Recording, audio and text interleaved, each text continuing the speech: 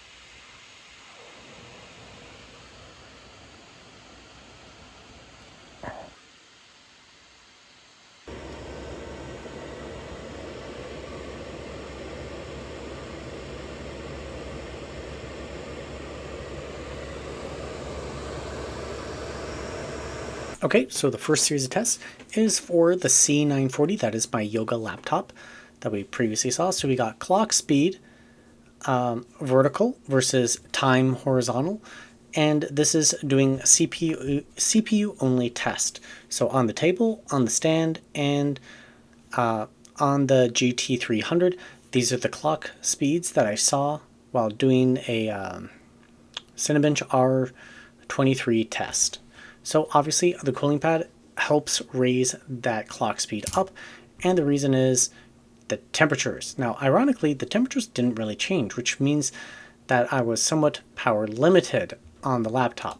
So we're going to jump ahead one graph. So this is the wattage. So by having that extra cooling, it allowed the CPU to run a little bit more powerful. So in this particular laptop, I did notice that while using it, if I use compressed air on the top or anything like that, it would allow the CPU to run higher, which means that the cooling solution inside of it is underpowered for how much power that CPU is able to draw. So it isn't able to fully utilize it. So by adding the extra cooling, I'm able to get that extra performance, even though temperatures really stayed about the same. It gave me that extra clock speed. Now for some very simple charts, basically. So we have each of the different tests that are run. It has the noise level for it down here at the bottom. So obviously going with the ITES GT300, I'm going to say GT300, drastically increases the noise. So I did the noise measurements just in decibels. In a later section, we're going to have the sound profiles for each of the different laptops that was used on. But it's every 10 decibels is a doubling in noise value, and this is more than 10 decibels, so it's unpleasantly loud. Wouldn't recommend using it with headphones, wouldn't recommend using it in a dorm room with a roommate. You're going to tick them off. But there is a meaningful R23 score increase, as well as an increase in wattage, and we do see an average temperature of approximately the same between all the tests. I will say that on the cooling pad, it was hotter, but it's also drawing more power, so that is to be expected. And we saw the max temperature actually lower on that cooling pad. When we take a look at the clock speed, we do that in a more simplified view. So this is the average clock speed for the course of that test. We do see that average clock speed as a bigger number, so it is operating a little bit faster. But it's not. It is meaningful, but it's not that meaningful of performance difference. And we have the decibels, the score that it got while doing that test, as well as the wattage. And then the delta temperature. So this is the temperature improvement as opposed to sitting on a table. And the table surface was just glass. I don't expect there to be much difference between wood or anything else unless you've got like a desk pad on it. So actually using the GT3 increased the temperature, but it's also drawing more power, so negligible. Okay, next test is the same thing, except now we're running a firmware at the same time. So loading up the CPU and the GPU both at the same speed, or not the same speed, same time. And you can see that when I first ran the test, I started the time clock at the very beginning and let it run, so you saw this huge spike and then it drops away. So when I take the average, it's actually from like this beyond 1 minute mark. And when I did the test again, I let it get past that tau max or whatever it's called, so that I'd get more steady state temperature or powered clock speeds, power, clock speed, all of that fun stuff. And it was a much flatter line than what we saw, or what I saw when I did the test before, where it was a slow, steady decline in clock speed. And when we take a look at the GPU clock, it stayed kind of even, but there was a slow decline to it, indicating that the laptop was just hitting a thermal limit and was slowly trying to decrease itself to stabilize, while adding the cooling pad really does help stabilize things quite a bit. And when we take a look at the CPU and GPU wattages, so for the GT300, it's this green line and this sort of mustard yellow line down here at the bottom. And you can see much more stable, wattage is not slowly decreasing. So overall, that is showing that adding the cooling pad works. This is temperature. You can pause if you want to, but basically the temperatures are overall kind of lower, and I know this is hot gibberish. So let's just go over here. So CPU clock speed, megahertz, GPU clock speed, megahertz. the ITS GT300, we got the noise level, the R23 score, the wattage that the CPU was drawing, the frames per second that the GPU saw on the firm mark, as well as the GPU wattage. So the average wattage actually between all the tests for the GPU was approximately the same, given after that Tmax time period, so after this 1 minute mark, was averaged to the same. But you can see, if we go back to this graph, that it's not slowly declining. It's maintaining approximately the same level. So again, imperfect testing is going to be hard with, or doing perfect testing is difficult with laptops. The main difference we see is in FPS. The GT300 allowed for a higher FPS, and the wattage in the CPU was about the same, but we did see a performance increase in the CPU score. And that's reflected over here with the average clock speeds, that we saw an increase in clock speed with adding extra cooling to the laptop. Temperatures, the GT300 is the gray line at the top, and overall there's a reduction in temperature as opposed to sitting it on a stand or sitting it flat on a table. So that makes it kind of worthwhile. And the delta T in this test, well, it's better in the CPU department, not quite as much difference in the GPU department. And in most laptops that have integrated graphics, the CPU is kind of tends to be overpowered while the GPU is underpowered.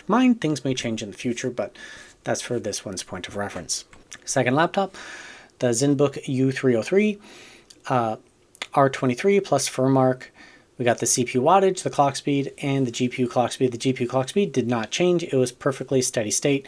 When we take a look at the CPU clock speed, it stayed approximately the same. Adding the extra cooling did make it a little bit flatter, but it did have steeper drops. But I'd call it overall similar behavior. The biggest differences was in the wattage. Adding the stand and adding the cooling pad increased the wattage. And you can see in the clock speed over here that having it sitting on the table did have a lower clock speed to go along with it. So just getting the laptop off the table is a worthwhile advantage. Then we got CPU and GPU temperatures. I know this is a hot mess, but right here is the temperature of the GPU, and this green line is the temperature of the CPU, and they're obviously lower than the other tests. So adding extra cooling or getting it off the table really does work. And then a more simplified view, we got the laptop, the noise that I got using this laptop with the cooling pad, the R23 score, and the average FPS. The wattages of the laptop's GPU did not change, the clock speeds did not change, so I'm ignoring those particular values. So there we go. We got the CPU clock speed, and it's significantly higher, adding extra cooling and particularly getting it off the table. The temperatures, well, we do see that nice big increase by adding that extra cooling, but just getting off the table does give us that decrease that we're looking for without the extra noise that comes along with this cooling pad. If you're in your home office, whatever, it doesn't really matter. But again, if you're sitting in a dorm, that's adding a little extra room to a dorm room. For the delta T, huge difference. Adding for the GT300 in this test, 15 degrees lower on the GPU and 13 degrees lower on the CPU. That is significant as compared to just the stand, which is 5 and 5.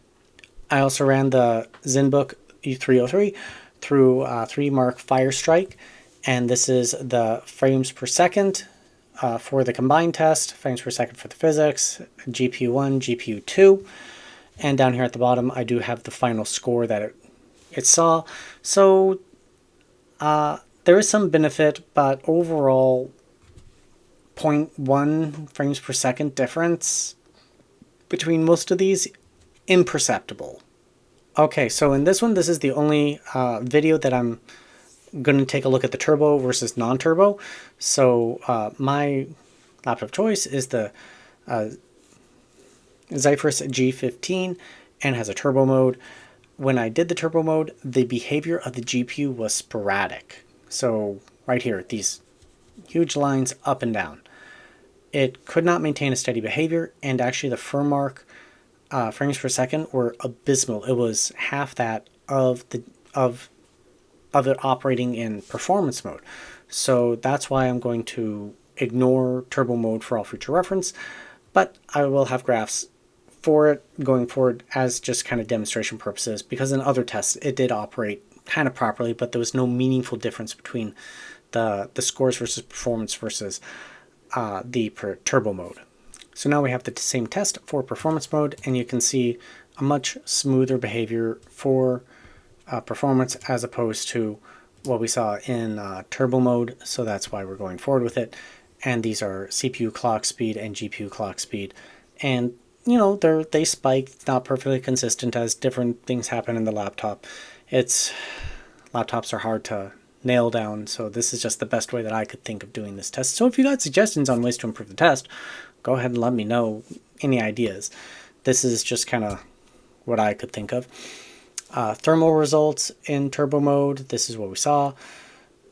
So we got the table in the gray, we got the stand in the yellow, so it's a decrease. And we got the, for that CPU and GPU and CPU and GPU for the two top. And we got the power draws. They're pretty inconsistent, I would say, with the spikes and dips. If we go over to performance mode, well, everything has straightened out. Now, I did get an anomaly where the CPU was dropping in temperature and then it spiked. Didn't notice that till post-processing. I don't know what was going on with that. I ended up just carrying, kind of averaging from here to like there, and kind of did the best I could with that. Okay, so CPU clock speed, GPU clock speed, the GT300, the noise level that I saw with the laptop at 54 decibels, the R23 score, the CPU wattage at 28 watts, frames per second at 91, and the GPU drawing 80 watts. So if we go down to, let's say, the desktop, it was operating at 92 frames per second. Margin of error, 80 watts average. CPU is also drawing 28 watts, so there's no difference there. But if you drop the temperatures, then the silicon operates more efficiently, so it doesn't need to draw as high power to reach the same clock speeds. So it's, again, not absolutely perfect, so have to take all of these with a grain of salt. But overall, I did see an overall average increase in both CPU clock speed and GPU clock speed when doing the test. And temperatures and the delta T is here on the right side. So overall, the GPU temperature average was higher on the GT300 than on the stand, but lower than on the desktop. The GPU max temperature was lower on the stand than on the GT300, but all of them were cooler than on the table. The CPU average temperature was also higher on this cooling pad than on the stand, but you know, we're repeating the same things. So overall, the GT300 has a delta T of 4 and 2 lower than sitting on the desktop, while the stand has a delta T of -5 and 3. So not every machine is going to have the same delta Ts, which is why I tested the 3 laptops that are in my household to kind of give a good solid comparison. Next, I ran the Tomb Raider, Shadow of the Tomb Raider benchmark. So on the left side here, we got it in performance mode, and on the right side, we have it in turbo mode. For the CPU and GPU frequency. So actually in performance mode, the GPU ran at a higher frequency, while on performance or turbo mode, the CPU ran at the higher frequency. Go figure. And all the tests had between 103 and 104 FPS, so they're all the same. So no meaningful difference. Wattages. So once again, on the left side, we have performance mode, and on the right side, we have turbo mode. On the previous graph, did I say wattages? Frequencies. The frequencies are higher. Anyways, now we're on to wattages. So now performance mode, the CPU or GPU is running a higher wattage than in turbo mode, which is an odd behavior. And the CPU is running the higher wattage on turbo mode than the CPU in performance mode. Again, equivalent FPSs. So not the behavior I would have expected. But once again, all the frames per second were between 3 and 4. Thermals. Well, turbo once again is on the right, performance is on the left, and let's just say under 75 and over 70 for the CPU and the GPU. Well, if we take a look at turbo mode, it goes up to 80 and is over 70. So similar, but actually in performance mode, we're operating cooler. Now, simplified view. So at GPU average, these are the performance mode only because, again, turbo mode was not making sense. It just, I did not like the way the data looked. So performance mode it is, even though it means that the CPU technically can't reach its full potential maximum. But there's already a thermal limit on the total system, so it doesn't matter as much. So GPU average temperature on the GT300 was the same as on the stand, and all of which are cooler than the on the desk. And we see that exact same trend. Average FPS is within the ballpark of one another. The main differences are in maximum temperatures, where the cooling pad really added significantly more cooling to it. And then when we take a look at the right graph here, we got the delta T and the CPU and the GPU. There's almost no meaningful difference. 3 and 4 for the GT300 and 4 and 4 on the stand. So there's some round off in here. That's why they're not exactly the same, and the graphs are kind of not exactly lined up. So like this isn't exactly 4, and these are slightly better than 4, but all approximately about the same. All right, and the last set of tests I ran for the GT15 is in performance mode through 3D Mark FireStrike. So we can see the behavior, the GT300 in the green line for the CPU up here, and for the GPU down there. And, you know, very similar behavior. There's not a lot of difference. Now you could say that being on the cooling pad does allow it to spike longer, but let's keep moving on. Then we got the wattages. So being on the cooling pad does allow the CPU and the GPU to spike a little bit higher, but overall same kind of behavior. Thermals. Well, we do see a little bit of reduction in the thermals looking at the difference between each of the tests. Let's move on to the simplified view. So FPS for each of the tests, that's what each of these are marked in.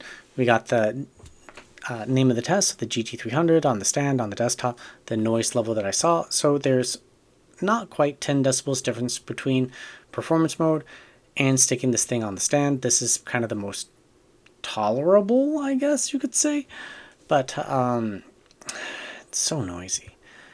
The overall score, the average GPU temperature through that 3D Mark saw, and the average CPU temperature that 3D Mark saw. So only 1 degree difference on the CPU and a few degrees difference here on the GPU, but it does add up to a little bit. So the combined, that should say FPS, it says FPD. I don't know what an FPD is. We're gonna say frames per done. Anyways, so almost equivalent FPS, no meaningful difference. Physics FPS, slightly higher on the cooling pad, but no meaningful difference. Frames per second in GPU test 2. I know they're in kind of backwards order. Anyways,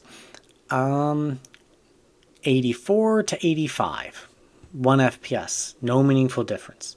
100 to 101, no meaningful difference for all of that extra noise. Mind, again, you are at better temperatures, but you are nowhere near thermal limits on the average overall.